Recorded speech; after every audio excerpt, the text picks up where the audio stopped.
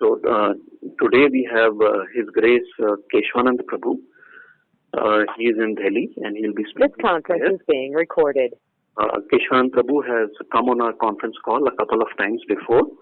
He's a doctor by profession, but he's a full-time devotee, and he preaches in India and also abroad. He has written many books, and particularly he has preached to the youth of India, visiting universities. And also, while he is traveling, he is also visiting universities abroad and preaching Krishna Consciousness. So I will hand over the call to His Grace Nanda Prabhu. He is a disciple of His Holiness Bhakti Vikasa Swami Maharaj. So Keshav Prabhu, are you there on the call? Yes, I am there. Hare Krishna. Except my obeisances, all the devotees. Yeah. Please take over. Yeah. Okay. Thank you. So all the devotees, thank you for listening today to Srimad Bhagavatam. It is very fortunate to hear Srimad Bhagavatam daily. It is said in Srimad Bhagavatam itself. And today we are going to discuss 3rd canto, 9th chapter, and 1st, 2nd, and 3rd verse. 3 verses in a row. I'm repeating 1st verse. I was requested to because there are some things which we can talk in details, and there is some link between 1st, 2nd, and 3rd verse. Now this 1st verse, 2nd verse, and 3rd verse, they are spoken by Lord Brahma. So I'll recite this 1st verse now, and I'll explain that, and then proceed to 2nd and 3rd verse gradually. Okay. So let me recite this 1st verse, 3rd canto, 9th chapter, and 1st verse. Vacha.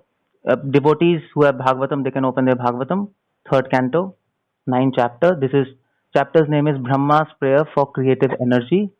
I'm discussing presently 1st verse. I'll then proceed to 2nd and 3rd verse. Brahmo Vacha. Gyato asi me suchiran nanu deh bhajan na gyato gate riti avadyam na tadasti bhagavan apitan na shuddham maya guna vyatikarad yad urbhashi. And Prabhupada writes a translation as follows.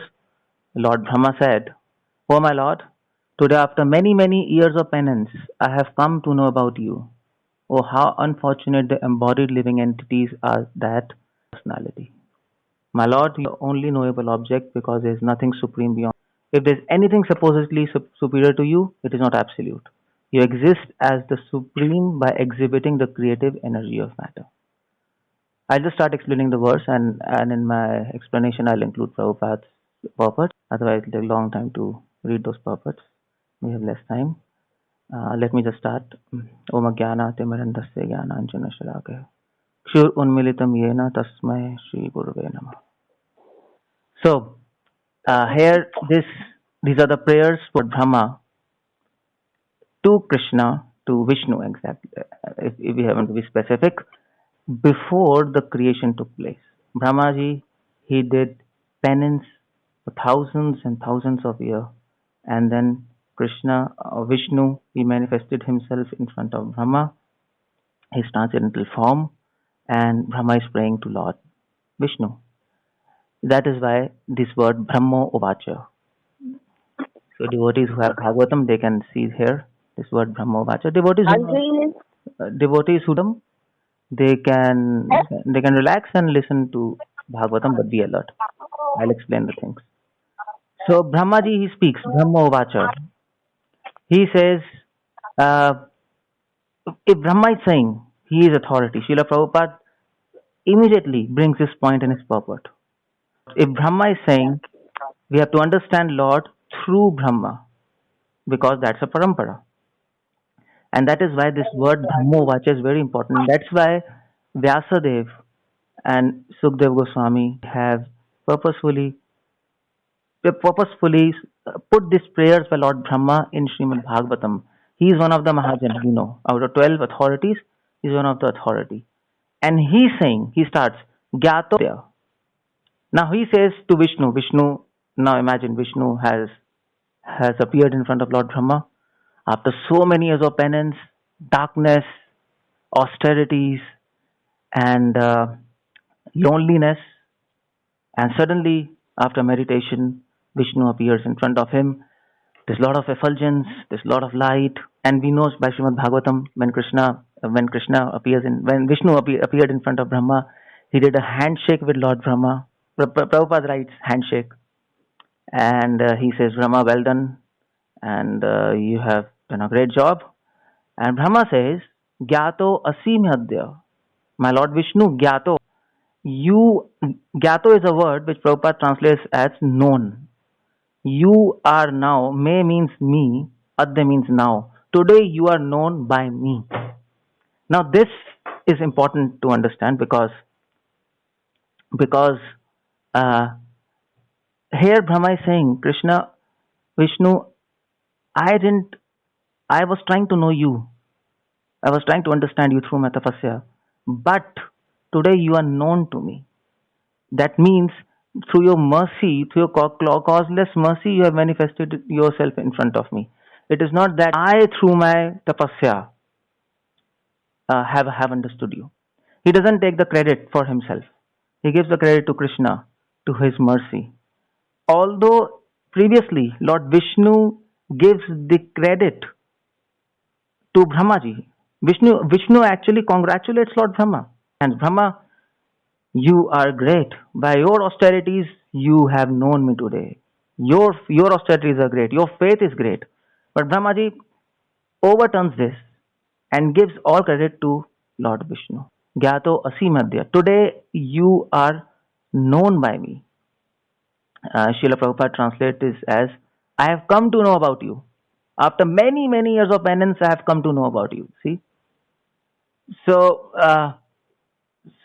Brahma was doing penance, but he was not able to understand God. And today, Vishnu manifested himself in front of him. That is why Srila Prabhupada, recognizing the importance of this statement, Gyato asimadya, you are known by me today, or I have known you by your mercy.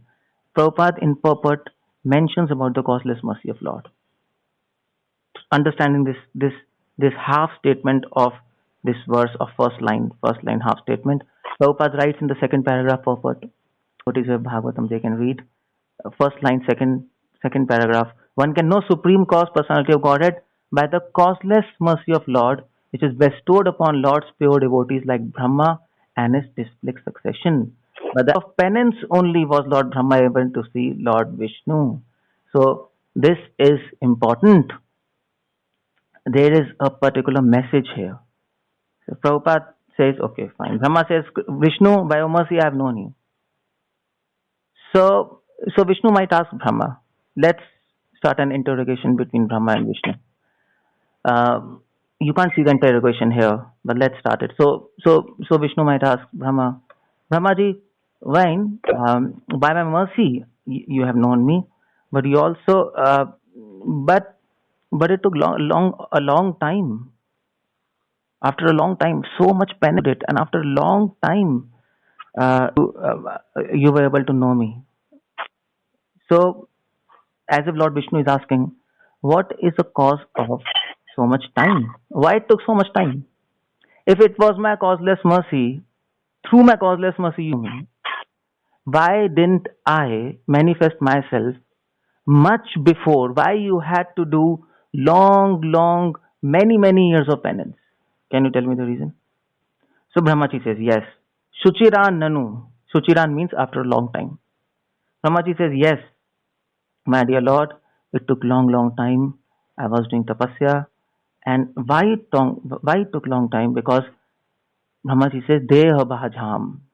Now this word is Deha Bhajam. It is repeated in Bhagavatam, and especially in one of the favorite verses of Srila Prabhupada, 5th canto, 5th chapter, 1st verse. Srila Prabhupada says there, it's a famous verse. Srila Prabhupada quotes that verse. That verse is spoken by Lord Rishabdev, and he says, Nayam deho deha bhajam ninaloke kashtan kaman arhate vidbhujam ye. So Rishabdev says to the children, to Bharat Maharaj and all his sons, 100 sons, Rishabdev says, my dear Bharat, so people people must take Nayam Deo Deo Bhajam. People in this material world, I don't consider them taking this material body as a very good uh, action. The very fact that people in this material world has material bodies, that very fact is not truth. That very fact, not a so it's not a palatable fact. Nayam Deo Deo Bhajam. People should not have taken material bodies first of all, according to me. We'll think about other things after what they are doing in this world. According to me, they should not have taken material bodies. This material body is nonsense. Although it is useful in devotion, but it is a bad bargain. That's what Srila Prabhupada says in Purpose. Best use of bad bargain. But the fact they have taken this material body, that shows that there is some problem with them. There is some problem with them. They have done something nonsense in past. That's why they have this material body. And there, Rishabdev says, Nayam Deo Dea Bhajam. He uses the same word, Dea Bhajam. So Brahmaji says, my dear Lord, it took lot of time, lot of tapasya to understand you. And you revealed to me after such a long time of tapasya. Why? I'll tell you why. Because Dea Bhajam. Bhajam means, Bhajam actually Sanskrit word. It means, it means eating. Eat to eat, bhuk to eat. So he says, my dear Lord, why? Because I was eating this myself for a long time. I was eating this body. That's what Rishabdev says. My dear sons, in this material world, people have material bodies. First of all, that's a first mistake. That's the first problem. They have this body. Next problem is they are eating this body. Now, what do you mean by eating this body? We eat food. Well, how do you eat this body? Well, we also eat this body. Eating this body means we enjoy this body. So Brahmaji says, my dear Lord, it took a long time. I was doing tapasya. Why I was doing tapasya? To purify myself. Lord Vishnu said, why you wanted to purify yourself? Lord Brahma said, well, I had this tendency to enjoy my body, to enjoy my position as Lord Brahma, to enjoy my position as the most powerful person or the first person in the universe. There's nothing besides. And that's why it took a long time. Of course, this might not really be applicable to Lord Brahma, but Lord Brahma is talking about all of us, putting himself in that position. And Lord Brahma says here, very important philosophical point. Everybody has to do some austerities in this world to understand God. God is merciful. He wants to reveal himself unto you, like Lord Vishnu wants to reveal himself to Lord Brahma, wanted to reveal, and he revealed himself in the end. But everybody has to do some tapasya for that. And that is why 5th canto, 5th chapter, 1st verse, Lord Rishabdev says, there he continues in that verse, Nayam Deho Deha Bhajam Ranaloke Kashtan Kamana Ratan Vidbhujam Ye Tapo Divyam Yena Putra Kasatvam. Lord Rishabdev says, everybody has to do Tapo Divyam, austerities. Austerities people have to do. Although God is merciful, he wants to meet us. Now he wants to meet you. Delay is not from his part. Delay is from our part. We are delaying. And that is why Lord Brahma, he showed through his pastimes. Well, it delayed after many, many long years of penance. Why? Because we are delaying the manifestation of Lord Krishna. We are stopping him to come to us. There is a problem in us. The day we understand there is problem in us, that day our problems will start dwindling and vanishing. That's the root cause of a problem. And the problem is Deya Bhajam. We are eating this body. We are trying to enjoy this body. Krishna says in Srimad Bhagavad Gita, 4th chapter, 33rd verse, Yes, yasya sarve samarambha kama sankalpa varjitam. Krishna says, my dear Arjuna, liberated souls, whatever they do their work, whatever activity they undertake without kama sankalpa varjitam, without any desire for their own sense gratification. Kama sankalp. Sankalp means determination, their only determination to initiate any action is my pleasure solely.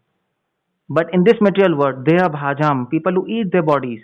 Their only motive, their only inspiration to do any action in this world, maybe big actions like making palaces, earning money, billionaire, trillionaire, or small actions like eating food, opening a switch of a fan, opening the light, sitting on a chair.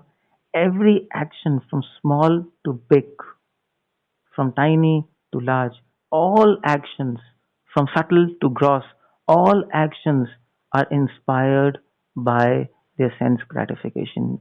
And if you think about it, we are all chanting, we are all doing tapasya like Lord Brahma according to parampara, but we are not able to Krishna, neither of us, neither in front of us, face to face like Lord Brahma did, nor in our heart, nor in holy name. Lord Krishna is supposed to manifest in his holy name.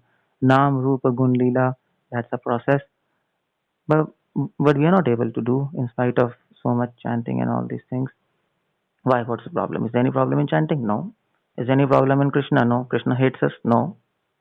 We hate Krishna? Yes. So we hate Krishna. And now we love him also, because otherwise we will not do any kind of devotion. If you won't have any love for Krishna, you would not have been on this conference call, first of all, listening to Bhagavatam. We have love, but we also have some kind of hate and envy for Krishna. And that is manifested through this word, Deha Bhajam. And that's what Brahma says. I had this problem, my dear Lord Krishna. That's why it took lot of time. People of this material world, they have this problem on a gross platform: sex, lust, anger, greed, etc. I had this on subtle platform. I was thinking I'm the first living entity. There's none besides me here. I was thinking that, and now I got relieved of this. And today, by your causeless mercy, Gyato Asi Adya, today, Adya means today, I have known you by your mercy. And Prabhupada exactly translates and he explains this line in his purport. This line Prabhupada explains. And Prabhupada says in his third paragraph to this purport, foolish human beings do not endeavor to investigate the supreme beauty and opulence of Lord are condemned here by Brahma. Prabhupada gives the example of crows and this ducks. So people who are deha bhajam, who are eating their bodies day and night, who are trying to enjoy their bodies, they are like crows. They are in garbage. They are trying to enjoy this material world. But and what happens to them? Na gyataye bhagavato gatir. They never na gyayate means they don't try to know bhagavato gatir. Bhagavato gatir means the course of Supreme Personality of Godhead. Gati means course. Prabhupada translates as course. You can see word for word meaning. But so that means the actions. Gati means actions. Gati means destination, end, goal, action. That means gati. So they don't try to understand the actions of Supreme Lord. That's the problem. People who are on bodily platform, if you try to counsel them, if you try to advise them, neither by their own effort, neither by the efforts of other, they will try to understand God. They will pass excuses. That's all. And that is why Prabhupada says in third paragraph of first line, Prabhupada says, foolish human beings. Now, foolish human beings, Prabhupada is translating that word, Deha Bhajam. People who is foolish, who is eating their own body through sense gratification, who do not endeavor to investigate supreme beauty and opulence of Lord, are condemned by Brahma. See? So, they don't investigate in supreme beauty and opulence. So Prabhupada translates this word as gyayate, na gyayate bhagavato gatir. This is the second line of the Sanskrit verse of 3.9.1. Na gyayate bhagavato. They don't try to know. No, Prabhupada explains us investigate. They don't try to investigate. They don't try to search. They might have heard about God somewhere here and there, somewhere. Everybody hears about God in this material world. Even atheist hears about God. But the problem with them is they don't try to investigate in Bhagavato Gatir, in the supreme opulence and beauty of God, in His actions, in form of this word, in this material world, which is about to take place. Creation is not yet taken place. Brahma is praying. They don't try to understand everything. In spite of so beautiful creation in front of them, they don't try to understand they don't try to understand if creation is so beautiful, how beautiful the creator will be. This is investigation, no? This is investigation. So by observing this word, by observing themselves, they don't try to understand who is a painter, who is an artist, who is a creator behind. No investigation. They assume, they are biased that there is no God. You see all these scientists, what they say. So I was reading one interview by a scientist, and he was saying, since I am a scientist, um, there is no question of God in our theories. Now this is funny. This is okay. There's no question of God. Since I am a scientist, there's no question of God. This is nonsense.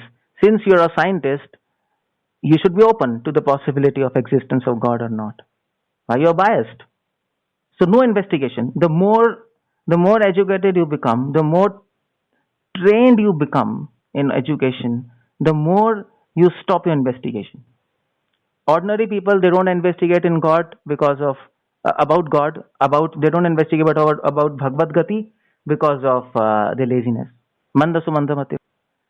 And educated people, they don't investigate about God because of their training.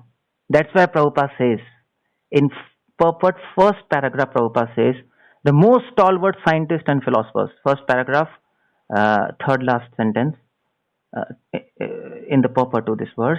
Most stalwart scientists and philosophers therefore cannot be accepted as wonderful. Prabhupada criticizes scientists and philosophers in his purport specifically. Why? Because ordinary people, they are convinced that the aim of life is to enjoy this life. They are bhajam. Aim of life is to enjoy bodies. That's all. So who cares? I don't want to investigate. Even if God is there, I don't want to investigate. They're convinced. But they are convinced, ordinary people. But scientists and philosophers, and stalwart scientists and philosophers, that's what Prabhupada said. This is very important. They are trained. Ordinary people are convinced that they have to enjoy this life. Scientists are trained that you should not include God in your theories, even if there is a possibility. Since you're a scientist, since you're a philosopher, there is no possibility of God in my theory. Now, that's why Prabhupada, actually, if you link Sanskrit verses to the purport, to Prabhupada purports, Prabhupada is writing each and every line, meditating on each and every word of this verse. He's not writing, every sentence of Prabhupada has some meaning with every word of this verse. Why he's writing. So that's why Prabhupada translates as Na Gyayate Bhagavato Gatir in his third paragraph. They don't try to know the actions of Supreme Lord, beautiful and wonderful actions, and they don't try to investigate. Who doesn't try to investigate? Ordinary people out of conviction, and scientists and philosophers out of training. They're trained not to accept God. Now, as a Vishnu asked Lord Brahma, now tell me, this is nice, this is good praise, but tell me, why they don't want to know me? Why people are so convinced? Why people are so obstinate? People are on bodily platform, they're enjoying. Okay, and this, you also understand this. But if you explain them, why will not they accept? What's the problem? Maybe you're not a good preacher. You can't explain. Uh, Even if you're a good preacher, well, it's experience that people don't accept easily. In fact, scientists and philosophers, they will never accept because right in their proposition to all their theories, there's a sentence, since I am a scientist, there's no God. There's no need of God. There's no role of God. So they will not accept. Why people do not accept? And Brahmaji says this word avadyam. He uses this word avadyam to answer this question. Avadyam means great offense. They have done an offense at a lotus feet. This is important here. This is important for them. This is important for us. And what offense they have done? Well, the offense they have done is that Prabhupada writes in his purport to in the first paragraph, last line, under illusion, general mass of people deny the existence of Supreme Lord and accept foolish products of illusory energy as supreme. This offense they have done. Because they have bhajam, because they take their bodies as whole and soul, as supreme cause of everything, their own plans, their own empire, and because they think they are this body, that is why under this illusion they do offense. They don't accept you as supreme cause. This is an offense, and that's what Rishabdev says. Rishabdev says in his that verse I was quoting, 5th canto, 5th verse, 5th chapter, 1st verse. Nayam deo deo bhajam. Same word is used. Deo bhajam. Rishabdev says, my dear sons, I think you should not have taken this material body. First of all, that's a problem. You are my children. That's nice.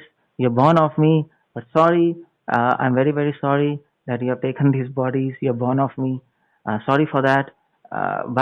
But you are born. It's not my fault. It's your fault. It is your offense. And what's the offense? Offense is that uh, the main offense is that you want to enjoy this body. You want to deny the existence of Supreme Lord. That's the offense they are doing. And that is why even if you explain them, they'll not understand. They deny. That is the root problem. That's the offense. They want to enjoy the illusory products of Lord and want to deny Supreme Cause. They think they are the Supreme Cause. Now, this is what Srimad Bhagavatam 11th canto, where there's a discussion between Nini Maharaj and Pipalayan and all these people. Yogendra is happening. There also there's a verse. Bhayam dvitiya abhiniveshata syat ishadapitasya vipareyo smriti. This verse comes, famous verse. Why people are in this illusion, in this maya? Bhayam dvitiya abhiniveshata syat. Bhayam dvitiya abhinivesh. Because they don't accept God as supreme cause. They accept themselves as supreme cause, as cause of everything. So this shows for us what is for us in this verse. What Brahmaji wants to convey to us. He wants to convey to us that we all have done an offense, and the offense is that we want to enjoy these bodies. This is the offense. And why we want to enjoy these bodies? Why we are forced to enjoy these bodies? Why we are in this illusion? Because we don't want to accept that God is a supreme cause of everything. We don't want to accept that. And that is what Vishnu says. Vishnu asks, okay, they have done offense. Why? That's okay. What kind of offense they have done? Brahmaji speaks the next line, this paragraph, 3rd line. Na anyat todasti bhagavan api. My Lord, there is nothing besides you. There's nothing besides you. Anything, there's none beyond you, but they don't accept it. They don't accept there's nothing beyond you. Either they think you are also a cause of some higher product, a higher authority. You are also not supreme cause, or they don't accept you as cause at all. That Prabhupada starts this purport, first line, by this statement: highest peak of ignorance of living entities who are conditioned by material bodies, that who have material bodies in them, they have bhajam, is that they are unaware of supreme cause of cosmic manifestation. Different people have different theories regarding the supreme cause. See, different theories. They have done no offense by speculating so many ideas, so many theories, nonsense theories. If you go to a prime minister and you tell, my dear prime minister, actually you're not the prime minister and there's somebody else controlling you, you are a puppet. Isn't it offense?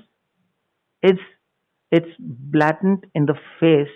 He's he is he's trying to he's actually criticizing Prime Minister in his face. That's all, by having this stupid idea. And these kind of people will be put in jail. It's a revolt. That's all. It is a blasphemy. So these theories, different people have different theories regarding supreme cause, but none of them are genuine. So many people have their own ideas. Well, God is there's some other source of God. My dear God, actually you're God, but there's another cause for you. In other words, they're trying to say you are a puppet in that cause, in the hands of that superior cause. It's a blasphemy. So they are blaspheming. This is the point. They are blaspheming God by their stupid theories. Although those theories in philosophy, and that's why Prabhupada says most stalwart scientists and philosophers. Prabhupada brings philosophers in his purport, because philosophers have so many theories. Although those theories look very nice and very sophisticated, okay, cause and effect, there's no cause, and all this they discuss, but it's a blasphemy in in a very sophisticated way. That's all. Finish. So all these educated people, so-called, not all, but they blaspheme God in a sophisticated way. Common people blaspheme God in a very common way by their ideas. I believe that. I believe that. Well, what do you believe? Forget your belief. That's a blasphemy. So Nanya Todasti Bhagwan. That's why Brahma adds this line. They have done this offense, that they consider something else besides you. There's some other cause. But according to me, Brahma says, now I have understood. Now I was also thinking like that. That's why it took a lot of time for you to reveal yourself in front of me. I was also in bodily concept of life. And what kind of bodily concept of life? I was thinking that there is no supreme cause initially. And then I tried to search and all those things. You read this third canto. Then Brahmaji tried to search, is there any other cause besides me? He got, in his loneliness, in his wilderness, he got afraid, and then he was searching, and then he was doing tapasya, and he didn't know who else is besides him.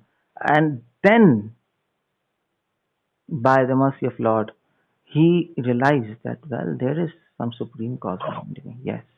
And the moment he realized this, Vishnu appeared in front of Lord Brahma. That is why Lord Brahma has this line, Na anya twadasti Bhagavan. There is nothing besides you. Okay, well, so that there is nothing besides me. Vishnu says, well, this is nice point, Brahma. There is nothing besides me. But there's one question. And Lord Vishnu, as if he asked Brahma, Brahma, now tell me, if there's nothing besides me, the creation you're going to do, that is also a part of me, because there's nothing besides me. You are also part of me. Everything is part of me. Spiritual world is also part of me. So if material world is a part of me, then I am not Shuddha, then I am impure, because these material things are part of me. I am supposed to be entirely spiritual being. And that concept Brahmaji will bring in the next two verses. So he says, well, Brahmaji says, yes, that's a point, and that's why he adds. Brahmaji says, okay, Vishnu, I have an answer for this. Api tanna shuddham. Lord Vishnu, yes, there's nothing besides you. Yes, I know. But although everything is within you, a part of you, your energy, but still Shuddham, but still you are pure. Still you are absolute. Although everything is connected with you, still you are absolute. Still you don't become impure. And that is why Prabhupada writes in his purport, you are the only knowable object because there is nothing supreme beyond you. If there is anything supposedly superior to you, it is not absolute. So apetanna shuddham, anything disconnected from you becomes impure.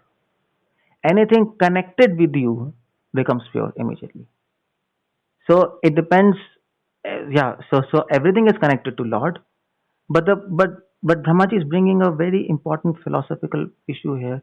Brahmaji is saying that people, they are bhajam, people who are on the bodily concept of life, who think that there is no cause beyond themselves, Lord is not there, who do not investigate into the actions of Lord, to their sense gratification, involvement. them, everything is Ashuddha because they see everything disconnected from Absolute. But today I have realized that nothing is disconnected from you. Everything that is connected to you is pure. This material energy, it looks impure to those people, who think that they are the supreme cause, who do not accept you as absolute, who disconnects this material energy from you, do not see your hand behind this material energy. To them, this material energy looks impure. But to people who see everything connected to you, who see that there is nothing supreme beyond you, there's nothing besides you, everything is your energy, everything is connected to you. For them, you and all your energies are Shuddha. So he's bringing the concept of Maya here, illusion. Lord Brahma is saying, we have all heard that verse. What is Maya? Second canto, 9 chapter, 34th verse. Lord Brahma says there, Rite artham yat pratiyete na pratiyete cha atmani tad vidyad atmano mayam yatha bhasu yatathama. Brahmaji says, Rite artham yat pratiyete, anything which appears to be valuable, which is not connected to you, is illusion. This vision that this thing is valuable, this thing is important, this thing is truth, this thing is pure, and you don't see God behind this object, you don't see the link of God with this object. This vision, this perception is illusion. Brahmaji says, Rite arthamat pratiyete na pratiyete cha atmani. Anything you connect yourself, that vision, that kind of intelligence is illusion. And anything which is connected to God, if you see everything connected to God, that kind of vision is absolute truth. That's why Brahma speaks, Api tanna shuddham. Lord, my Lord, nothing which is not connected with you, anything which is not connected with you is not pure, this impure. People are not connected with you through their consciousness. They are bhajam. People or on bodily concept of life, they have done this offense. What offense they have done? First of all, they don't accept you as supreme. Nanyatvadasti bhagavan tanna shuddham. And neither their consciousness is connected with you. They accept you and their consciousness is not connected with you. But for devotees, they accept God as supreme and their consciousness is connected with supreme in his devotional service. So Brahmaji brings this point, this offense point here. What offense we have done? This is the offense we have done. Dvitiya Abhinivesh. This is technically called in Bhagavatam 11th canto Dvitiya Abhinivesh. This is the offense we have done. Dvitiya. We have separated ourselves from God. God has not separated us from him. We have, by our own stupid ideas, by our own stupid theories, by our own stupid philosophies, by our own stupid training, education, in quotes, and by our own stupid mentality of seeing, of in a habit of seeing everything connected to ourselves and not with God or not with anything beyond us. These are two offenses we have done. Two offenses, and because of these offenses, we don't investigate in God. We don't investigate Bhagavad Gati, who is God, what is his actions, and because we don't investigate the actions of wonderful actions of God, we are involved. We are just involved in our own bodies, eating our own bodies, deha bhajam. And that is why it takes long time. Keep on chanting, we're doing devotional service, and it takes long time for Krishna, for God to bestow his mercy on us. Vishnu, Krishna, he's unhappy. He's trying to give his mercy to us. He wants to. He's so eager. But we, because of our own stupidity, of our whole inspiration of all activities is our own desire to enjoy Deha Bhajam. And that is why Krishna says, fine, if you're interested in yourself, why should I reveal myself unto you? That's all. It's a simple logical point. Why should he come in front of you if you're interested in yourself? And even if he comes in front of you now, and if suppose in between this conference call, Krishna manifests himself to all of us suddenly, he's sitting beside you, Well, you will say, okay, Krishna, that's nice, but it's nice, good, and you welcome and everything. And after an hour or so, you'll tell him, well, Krishna, I'm a job, I have to go, and you hang on. I'll just come in the evening. You eat something or what, do whatever you want. I don't know what we are going to do, but definitely we are going to do something crazy and bizarre with him, because we are not pure devotees. We are interested in ourselves. And in fact, daily we are doing something bizarre. We are chanting His holy name. And while we are chanting His most pure, transcendental holy name, He is within His holy name. He is His holy name. Still, we are thinking something else. Isn't this the same thing what Brahmaji is saying? Deha Bhaja, we are interested in ourselves. If we can't focus on God's name, how can you expect God to manifest Himself in front of you? It was such a simple thing we can't do. So it needs training, it needs practice. So Brahmaji says all these things, but Vishnu has another question. Vishnu says, my dear Lord Brahma, that's fine enough. Now tell me, you say, okay, fine, everything is pure, that's fine enough. But there is the point. If you say my material energy is pure, everything is pure, anything connected to me is pure, I know. Everything is connected to me, I know. So everything is absolute, yes. But this material energy, it keeps on changing. Any change is not permanent, that's temporary. Any change is, if material energy is changing, and if I am connected to this material energy, then this means I will also change. So cause and effect. So Krishna says, my dear Lord Brahma, now you are about to do creation. Your prayers are nice, but you're about to do creation, and the power to create I will give you, this material world. Now, if I give you the power to create this material world, then this means I'm going to think about this material world, about this material energy, and so many things. So I will get involved in this, isn't it? And do you think I get involved in this activity of this material world?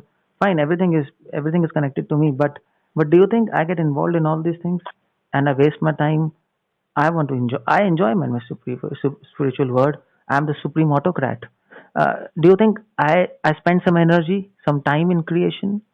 Do I become tired by planning how to create and giving a plan to you, and then you are creating, and after creation is done, I myself enter in this creation and help you to move this creation. So well, it seems that I will become so tired in creation. So bye bye. I'm not giving you any power to create. I don't want to become tired. I don't want to give. I don't want to go in so much mess of this creation. You first create, then there's so many problems. There are dualities, there are demons, there are demigods. It's such a messed up thing. So goodbye. Thank you very much. Have my darshan and bye bye. So Lord Brahma says the last line of this paragraph. Brahmaji says, my dear Lord Vishnu, Brahmaji anticipates this, and Brahmaji maybe, and he says, my dear Lord Vishnu, Maya gun vyatikarat yad urur vibhashi. My dear Lord, Maya gun vyatikarat. Vyatikarat, Prabhupada translates as, because of mixture modes, you are beyond. Vibhasi means, uru means transcendental. You are beyond this material creation. You're beyond. You might give a plan to me. You might help me in this creation at every moment. Sarge Visargascha Sthanam Poshanamutaya, second canto, 9th chapter, first verse, second verse. You, at every step, your mercy is needed to create. Your involvement is required. In spite of your involvement in creation, right from this point, which is starting of creation, to the end of creation, you are involved at every step as time factor, as energies in this material world, but still you are transcendental to all these things. My dear Lord, you help me. I want to create. Yes, I want to create. It's my desire to create, but you help me, and be assured that that you will not become tired, and you will not get involved in the mess of the creation. Be assured. Why? So Lord Vishnu says. So Lord Vishnu says, how come you are assuring me? You are nothing in front of me. What kind of assurance you are giving? Brahmaji says, no, I am giving you assurance because your nature is like that. You are like that. I don't have to give you assurance, but I'm glorifying you. I'm not giving you assurance. I'm glorifying you that Maya Guna Bhatirakarat Yad Urur Vibhashi, that that that you are beyond the mess of this material world. Although this material world, you need so much plans, so much things, so much bizarre things are going on, upside down dualities, and so many problems, so many demons are coming, and so many problems. Brahmaji is always in fear. Demigods are always going to Lord Vishnu for help.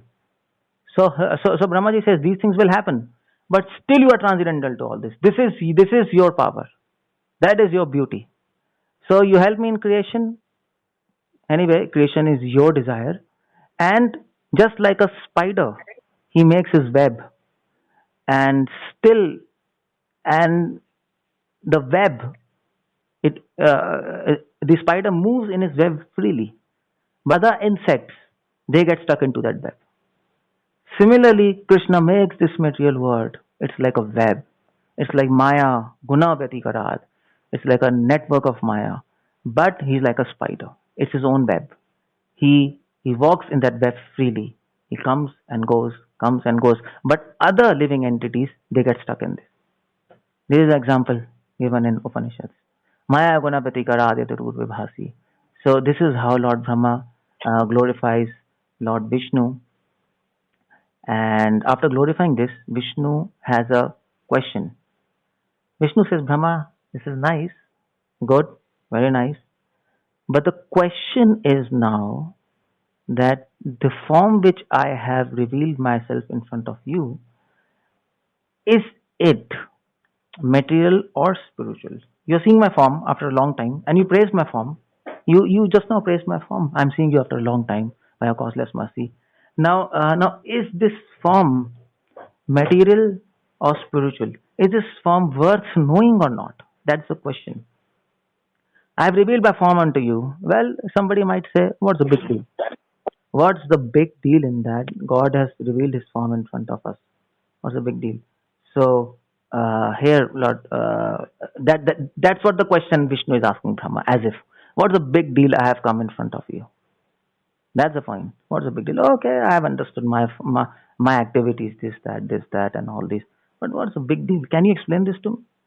In answer to this question, what is a big deal that God has revealed himself unto us? Brahmaji speaks the next two verses, text 2 and text 3. And perhaps this is the question Krishna might be asked us when he will reveal himself unto us. What is a big deal, my dear devotee, that I have come in front of you? And you should be ready with that answer. So with some answer, of course, you have to answer God, no? You have to answer something. So if you don't answer, then Krishna will say, okay, goodbye. Well, I was just checking you. You have not read Bhagavatam. So bye-bye. I'm going meet you again. That's fine.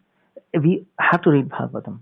We have to be ready with these answers, that we can properly glorify Lord when he comes to us, when he reveals himself to us, like Lord Brahma is glorifying. That is why these prayers are there. These prayers are there not just to tell us some philosophy. That's one of the main point, philosophy. Brahma is speaking so much philosophy we just discussed. So that it helps us to purify us, and also it helps us that after being purified, we are ready to meet Krishna face to face. We are ready to meet Krishna face to face. That's what we have to learn from this first verse of Lord Brahma. It is deep prayers, and of course it takes a lot of time. And I wanted to discuss text 2 and text 3, but I don't know. There's not time, perhaps. I don't know. Praveen Govind Prabhu, is time over or what?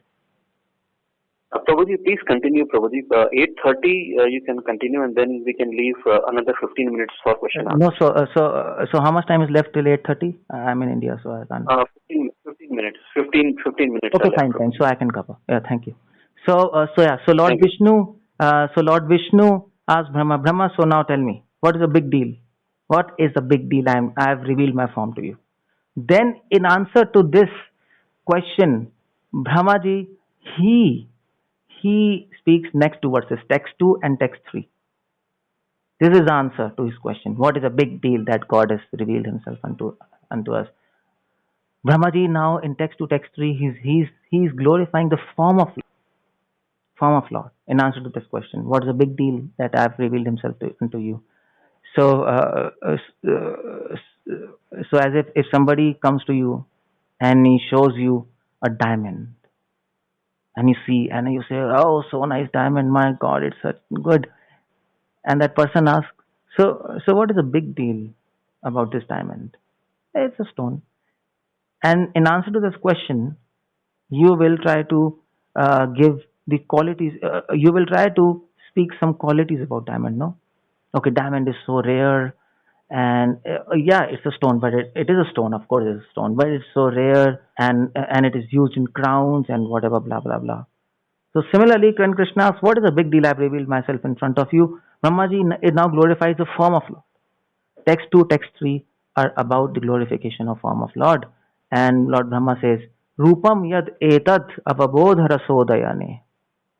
Lord Brahmaji says, my dear Lord, Rupam yad etat. Rupam, he starts with Rupam. See this word, Rupam? Text 2, I'll read text 2, this verse, Sanskrit verse, and then we'll discuss. 3, 3rd canto, 9 chapter, 2nd verse, Brahmaji is speaking in glorification of Lord Vishnu. Rupam yad etat avabodh rasodayaya. Shashwat निवृत्त तमसा सदनुग्रहाय आदौ ग्रहीतम अवतार शतैक बीजम यन्ना विपद्म भवनाद अहम आविरासाम. So Brahmaji says, my Lord, Rupam yad etat, this form. So I'm reading 3rd canto, 9 chapter, 2nd verse. If devotees have not come to this verse, please switch on to this verse. Brahmaji says, Rupam yat etat, this form which you have revealed in front of me. Yat etat. Yat means which, etat means that, or this. That means that form, or this form, which you have revealed unto me, it is beautiful. Beautiful. It is beyond comparison. So Vishnu asks, okay, nice, this is nice, beyond comparison. But what is so speciality in my form? Tell me. So Vishnu knows what is so special in him. Vishnu is not like a diamond, a dead stone. He knows what is so special in him. But he wants to hear from his devotees. This is what these two verses are bringing up this point. Krishna wants to hear his glorification from his devotees. He likes to hear his own qualities. Now, he's not egoistic. He doesn't want a flattery. But he likes to hear. So just like a beloved, she wants to hear her lover glorify her, isn't it? So sometimes the girlfriends, they say to boyfriends, please glorify me, tell something about me, and they like. So this similar psychology is there in Krishna. He likes when people who are surrendered to him, they glorify his own qualities, they make him listen about himself, although he knows everything. So that's beautiful. But of course, that's not selfishness, as in this material world, as a relation between beloved and the lover. He wants to hear from his devotees his own qualities because he knows that will benefit all of us. The more we glorify him, the more pure we'll become.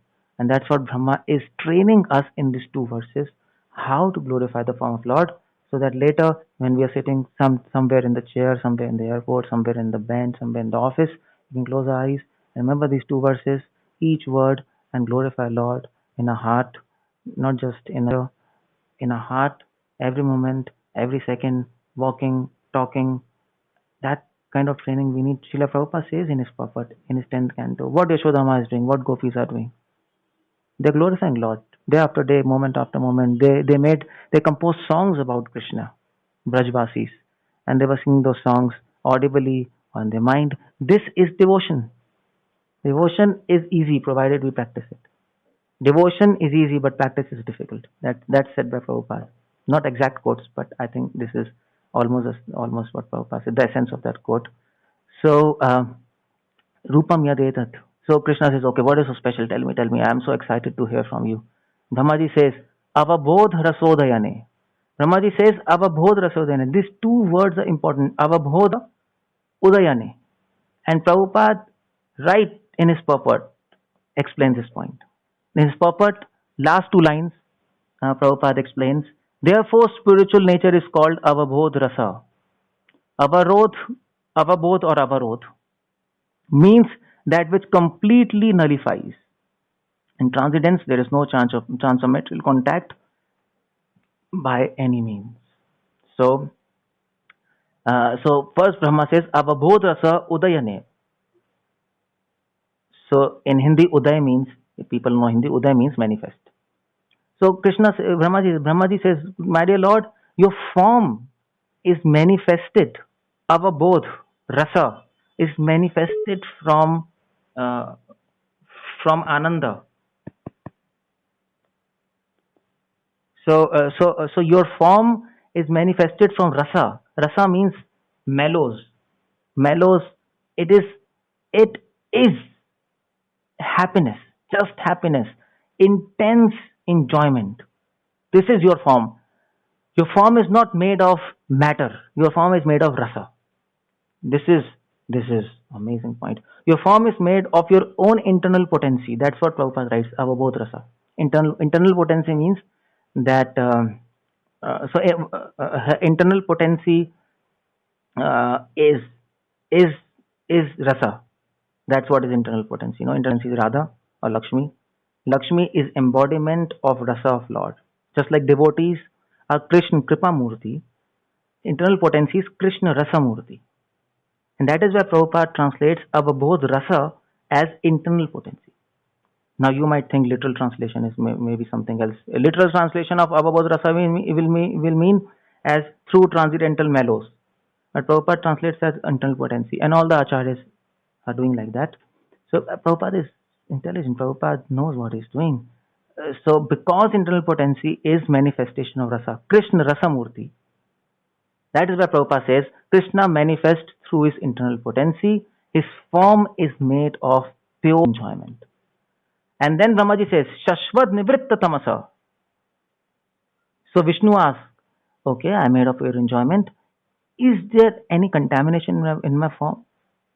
Contamination in regards to sorrow, sadness, frustration, any bad qualities in me? Is there any bad qualities in me? You say I am pure enjoyment, pure auspiciousness. Rasa also means auspiciousness. I am wonderful and auspicious, my form, for everybody. Is there any contamination? Brahmaji says, Shashvad Nivritta Tamasa. No. Brahmaji says, you Nivritta Tamasa. Shashvad means eternally, Nivritta Tamasa. You are, Nivrit means free from, Tamasa means contamination. Prabhupada says, you are free from any contamination. Contamination. Free from material contamination means you don't have any bad qualities. You don't have any negativity in American terms or in modern terms. You have just have positivity, but of course that's a spiritual positivity. You have all kalyanmayika guna, all auspicious qualities. Nivritta tamasa, there's nothing impure in you. So Krishna says, okay, fine, that's fine. I like that. So Brahmaji, tell me, why I manifest my form in front of my devotees? This form, why I manifest? Why I manifested in front of you this form? Brahmaji says, yes, I know the answer. Sad anugrahaya. Sad anugrahaya means material for the sake of devotees. You have manifested this beautiful, auspicious, wonderful form to bestow your mercy on your devotees. And that's what Prabhupada writes in his purport. Prabhupada writes in his purport that that devotees, incarnations, the incarnations of Vishnu appear at different ages time are never compared to conditioned souls, and then these why they manifest yadanugrahaya, to show mercy. Prabhupada writes in translation, has advented to show mercy to devotees. Prabhupada includes in his translation sadanugrahaya. So Krishna manifests himself to show mercy to his devotees. That is his idea, not for himself. Not for himself. Sad anugrahaya. And he manifests not only himself. Then Brahmaji says, Adau grahitam avatara shataika bijam. My dear Lord, you don't only manifest yourself, but you manifest so many incarnations.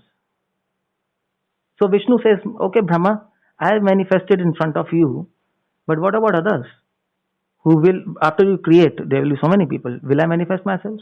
Myself, Brahmaji says, yes, Adau, you are the original person. Avtara Shataika Bijam, you will manifest yourself. Shataika means hundreds and thousands of Bijam means cause.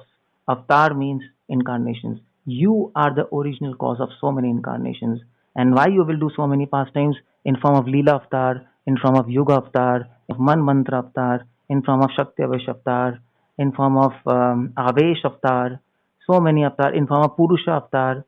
You will do so many pastimes, so many things. Why? Just Sad Anugraha, just for mercy.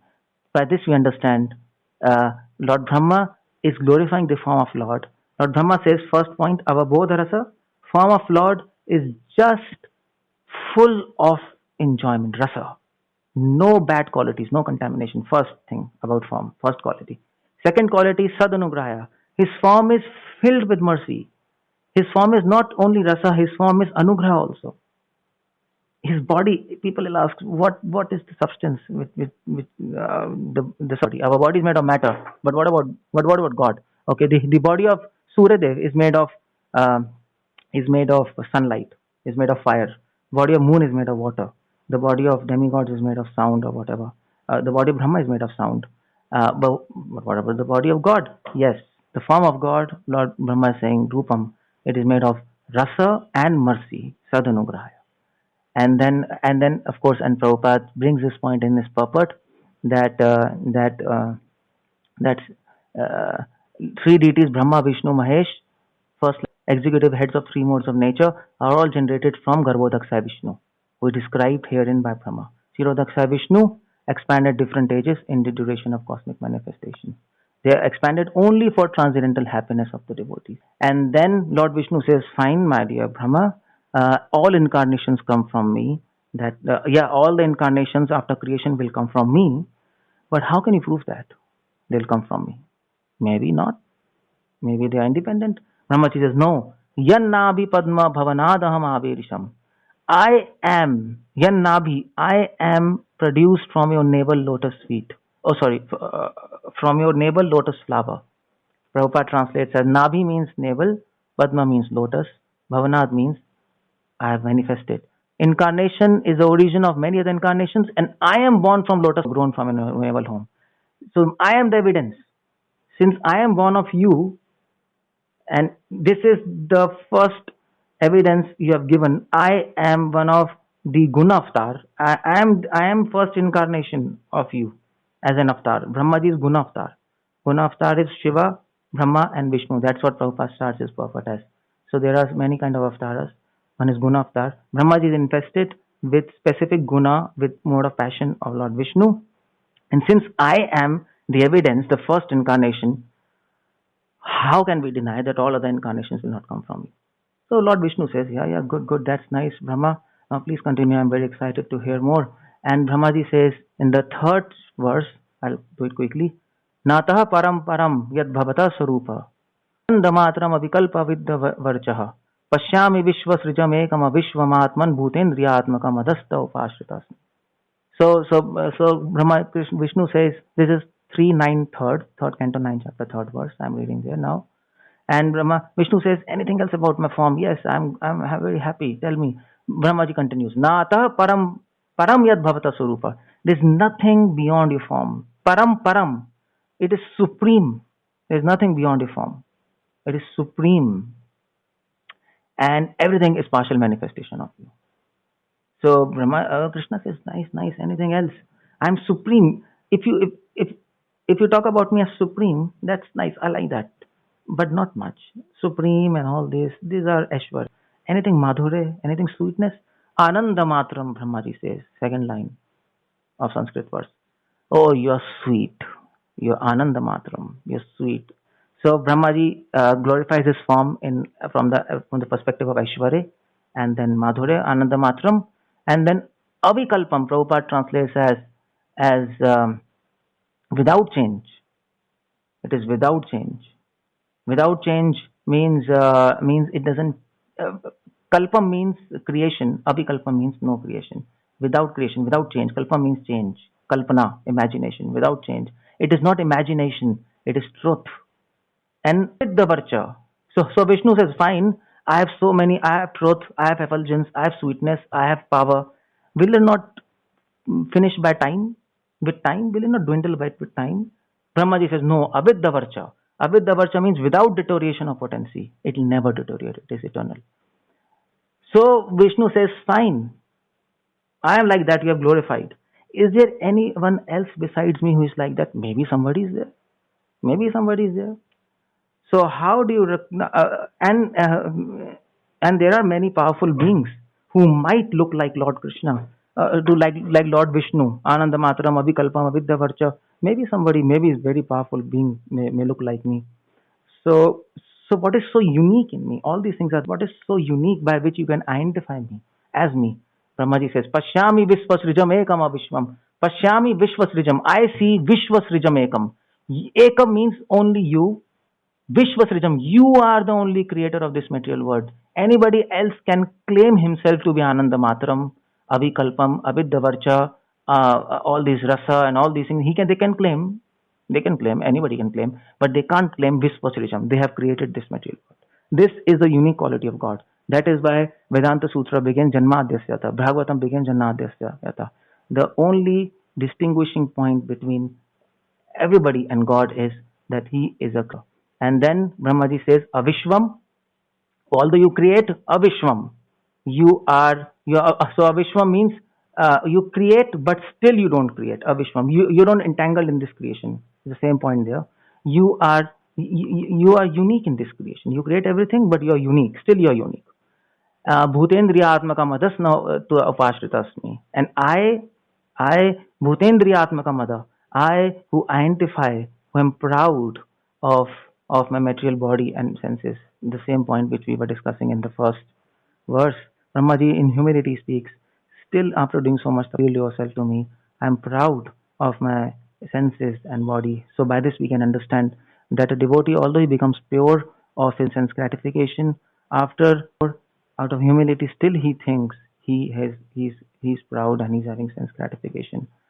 Madas, I'm mad because of this sense gratification, and I am taking shelter of you. This is humility of Lord Brahma. He takes shelter of Krishna. He teaches us that the more pure you become, the less you think you're pure, and you think you're still contaminated, because in front of absolute purity, you don't feel you're pure. He's absolute purity. He's beyond capture of any intelligence and mind. So in front of that, you think you're what you are. Brahmaji is saying like that. And that is the life of a devotee in the glorification of Lord. Lord Brahma is teaching us how to glorify Him, why to glorify Him, and He's training us through His prayers that please, every second, every moment of your life, to meditate on this verses, glorify Him through your heart, not just by your tongue or by your neck or whatever, or by your abdomen, whatever. So learn this and make your life successful. Hare Krishna, Srila Prabhupada ki Jai. Is there any questions, by the way? Hare Krishna. Yes. Thank you so much, Prabhuji. A wonderful class. Now I'll open the forum for any questions anybody would like to ask. Hare Krishna.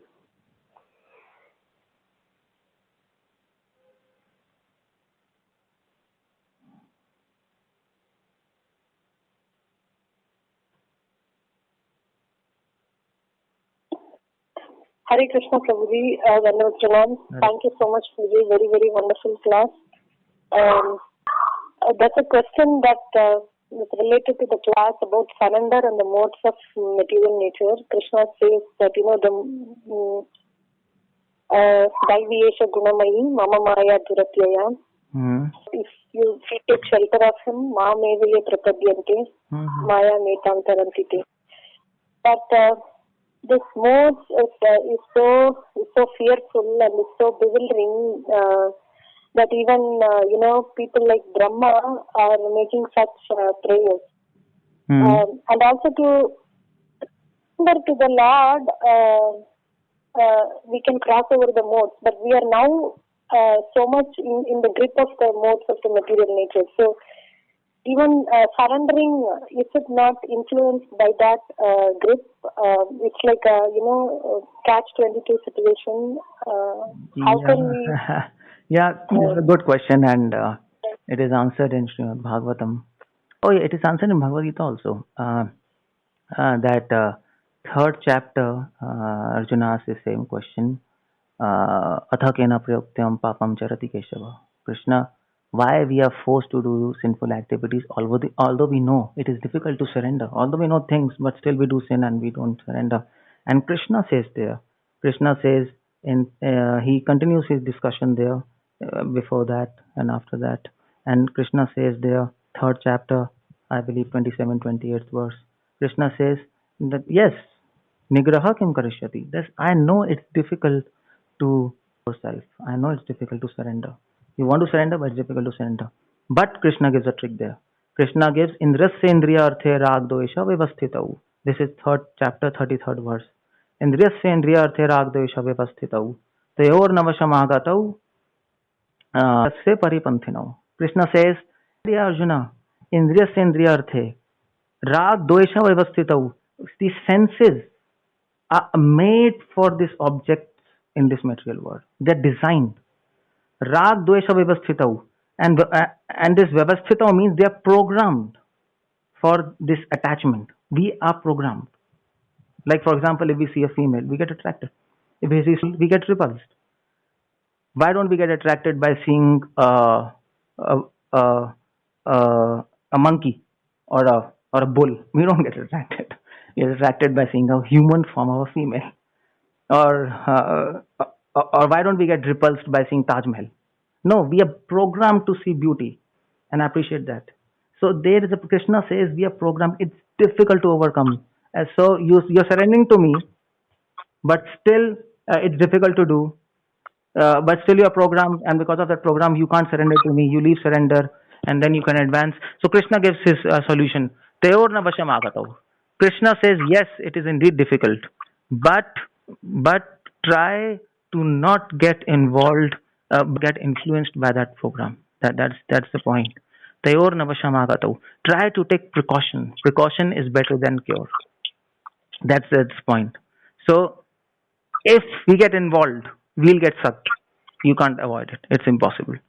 Once you are sucked in that quicksand, you'll not be able to come out. You can take precaution. Once you jump in the river, you get flown by it. Just don't jump. That's all. So that precautions has to be taken. That is why Srila Prabhupada says that be careful. Maya is dangerous. Don't play with her. Be alert at every time. Follow rules and regulations. Rag Dvesha Vivasthitau, Prabhupada says, follow rules and regulations. This purport speaks. Although you are following rules and regulations, don't try to understand, don't try to follow rules and regulations for the sake of rules and regulations. So Prabhupada says there can be royal accidents. There can be accidents even on the royal road. So there are many rules and regulations in scriptures. There are many rules and regulations in devotion. We follow that. Try to understand why we are following that, to get rid of sense gratification. And be careful, take precaution, so then nothing happens. Then our surrender will increase day by day. Suppose if by chance there is some fall down because of our carelessness or whatever, then Krishna says, Tau yasya paribandhino. Krishna says these lust, anger, greed, these psychological problems in our mind, they're almost like means robbers. They're robbers. They will steal your purity, steal your consciousness away. So you're walking on a devotional path and they're hiding somewhere. They'll come and steal. So, but anyway, even if they are there, if you are following my path, I will protect you. Yoga kshema vahamyam. I will protect you. Don't worry about that. So, point is, if it's happening to us, if it's difficult to advance in devotion, it takes time, but there is some lack in somewhere there is some problem in our sincerity. Or even if we are sincere, even if quality of sincerity is perfect, but the quantity is less. Every second we have to keep a track on our consciousness. We have to keep a track on our emotions. Where are emotions going? And that's why Bhaktivinoda Thakur says, devotion is an art to protect and nurture your emotions. And that we have to track where they are going. And the power to do this, because Krishna says, Jnani no, Krishna says, intelligent people also get bewildered. Power to do this will come by holy name, and that is our process. So things seem difficult, of course, but Krishna gives assurance. So although they are difficult, yes, we know we can't do anything. We are so helpless. We fall down, we crawl, sometimes we run, sometimes then we lie down and we can't walk anything. We are tired on this path. We lose courage. But although we are disappointed from our own side, from my own platform, I'm disappointed. I can't do anything. At the same time, we have so much consolation, so much peace when we think, my master, who is Krishna, he can make impossible possible. And by this faith, we continue our devotion and we are sure that we will get perfection in devotional life. We are sincere from our part. How much power we have of the sincerity, the best what we can do. Krishna will do things. Is it okay? Yes, Prabhuji, thank you so much. Hare Krishna. Hare Krishna.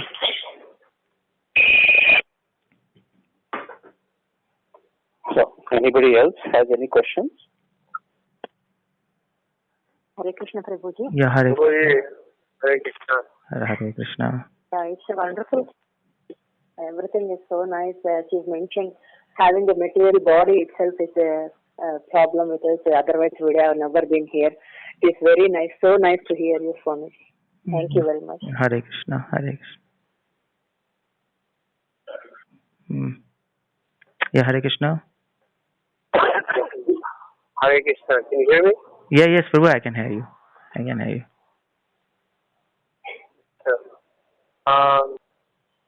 Last question about the material modes of nature and all of the things you were mentioning. But then the Krishna gives the answer right there that Mame wa Papadin. Hare Krishna. Oh. Hare Krishna. Hi. Hare Krishna. Can you hear me? Or no? Yeah. Now I can hear. Please repeat your question. Yeah. Okay. So on that verse, Mame va papadante maya metam karantite. So rather than explain the modes of nature and its power, can you explain the power of surrender and achieving grace of Lord? Because the power of surrender has more power than material mode of nature. Oh, yeah. Okay, yeah, it's a nice question. We explain. Krishna says, "Maya metam taranti te traikonair vishair bhaver evi sarvamidam jagat." That's the also verse in Srimad Bhagavatam Gita. And Krishna says, "Yes, surrender." Krishna says, for us as a conditioned soul, it is almost impossible to cross modes of nature. It is actually, the word is impossible. The word is really impossible. It is impossible. Because Maya is God. Maya is the energy of God. It is having power of. You leave Maya. What about mind? Krishna says in Bhagavatam 11th canto, Krishna says mind is having power like God, and mind is controlled by material energy Maya. You can imagine how Maya is so powerful. We can't do anything. In a second, she can confuse anybody. I mean to say, Bhaktivedanta Swami Thakur's own left hand, Sundaranand Vidyavinod, whom he glorified by his own pen, own writing. He glorified Anand Sundaranand Vidyavinod, and he wrote on a stone, and he put that stone on a temple wall, on the pillar, in their glorification. Bhaktisiddhanta glorifying them, his own disciple, Sundaranand Vidyavinod, Anand Vasudev. And after that, after he left, they left him. See the power of Maya? So, power of Maya is big. But Krishna says, Maya metam tarantite. Krishna says, there is a secret by which we can cross power of Maya. And this, Krishna says, Mahatmanas tupam partha devim prakartem ashritam. The secret is there is a secret. You can deceive Maya. That's the whole process. Says, I'll teach you how to cheat Maya. Maya is cheating you, fine. But I will tell you how to cheat Maya because I am the greatest cheater. I am the cheater. I have made Maya. Maya means cheating. She is trying to cheat us. They're putting us in illusion. Okay, Krishna says, no problem. You have surrendered to me. Maya is trying to fool you. I will tell you how to fool Maya. And this is secret of devotion. This is devotion. And that is what that verse says. Maya metam tarantite, mameve prapadyante. Whoever surrenders to me, he will cross illusion. Why he will cross illusion? Because if you surrender to me, I will teach you how to cheat Maya. And how does it cheat Maya? So how does he help us understanding what? So what do you mean by cheating Maya? The surrender process is actually cheating Maya. You know how? Why? Because we are surrendering to God. We are using all the things which are made by Maya to distract us in the service of Lord to help us advance. This is what is Yukt Vairagya. If you deeply think about that, Yukt Vairagya means you same things which Maya has made to kill us, destroy us, to actually serve God and help us go beyond her. So she has made a knife. We are using the same knife to kill her and go beyond her. That's the point. So this is devotional. This is the art of devotion. This is surrender. Surrender means surrendering your mind, body, and objects in the service of the mind, body, and objects. This creation of Maya. This is Maya. So we are using the same instruments which Maya uses to distract us. Buddhi, Manaha, and that Krishna says in Gita, Buddhi, Manas, and Indriya. These are the places of lust. These are the places of Maya. So she is using this. Okay, Krishna says, no problem. You use the same thing. Same thing you use. But now you connect to me. You surrender them to me. And I will take care. And I will make sure that she will not be able to do anything. So she is trying to fool you. I will fool her. No problem. You come to me. You give all her things to me. And this is how I train you in that. And if you surrender to me, you will be able to cross Maya. So the point is, that is why devotion is called surrender. There is one word surrender to this. In Sri Sampradaya it is called prapatti. And devotion is also called grace. Pushti. In Vallabh Sampradaya it's called grace. These are synonyms. And devotion is also called Yukta Vairagya. That is a term given by Gaudiya Vaishnavas. And Yukta Vairagya means, actually if you really think about it, it's cheating illusion. Using the same objects of Maya to cross. So this is a beautiful process, Krishna says. This is the process for most intelligent people. Surrender. Although it looks simple, surrender to Krishna and he will do everything. But it is the most sophisticated, philosophical, and the most beautiful, most ingenious method which philosophers and jnanis they cannot think that you can even use Maya to cross Maya. This is funny. This is impossible. How do you do that? So for this only Krishna can do. That is why we are connected to Krishna. We like Krishna. He is our master. He is everything to us. And that is why we have so much confidence on him. Because Krishna is Krishna. He is the greatest cheater. He can cheat Maya. And that is what is surrender. Surrender means having faith. My master is intelligent. He will be able to do anything. Even if I will not be able to do anything, he will be able to do. Surrender means Krishna, even if I leave you, please don't leave me. Maya metam tarantite. If you surrender to me, this is called surrender. Don't leave me. Because I don't trust on myself, but I trust on you. You are the most intelligent. You will be able to even deceive Maya. And that is what is whole surrender process.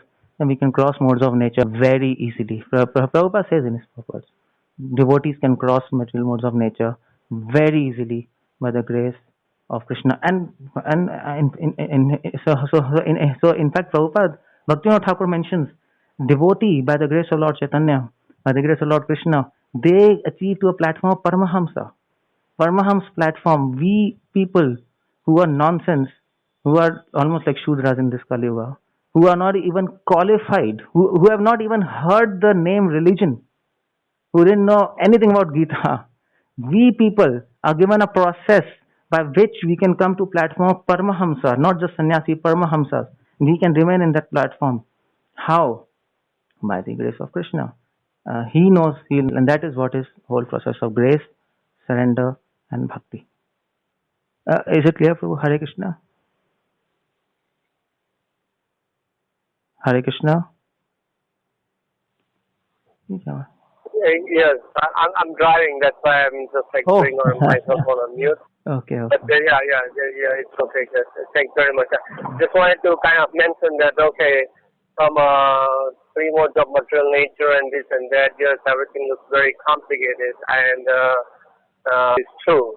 And no matter how much you try to get out, you can't really get out from modes of nature. I mean, you know, the demigods and them, they also have problems. Even to get out. Forget about them. Even Brahmaji has a problem to get out of there. Once you pick on Krishna, and once you take his hand or his lotus feet, now you can very easily come out with the Maya Metamtam. So I was just trying to say that, you know, the answer the question other way around, just the way the Lord wants, because he says, Mameo Prabhasyante Maya Metamtam. You cannot really get out from a point of modes of nature. You can't do that. It's just impossible. So That's Hare Krishna. Hare Krishna. Yeah, that's true. That's true. Hare Krishna. Are there any other questions? Hare Krishna Prabhuji, Dalak Pranam, Srila Prabhupada ki jai, Guru Maharaj ki jai. Wonderful class, and I just wanted to confirm, Prabhuji, was he able to finish the third one? Because I was not following whether he read the translation. No, how much, Prabhuji? I finished the Prabhuji, how much did you cover today? No, I finished third 9.1-2-3. I finished third.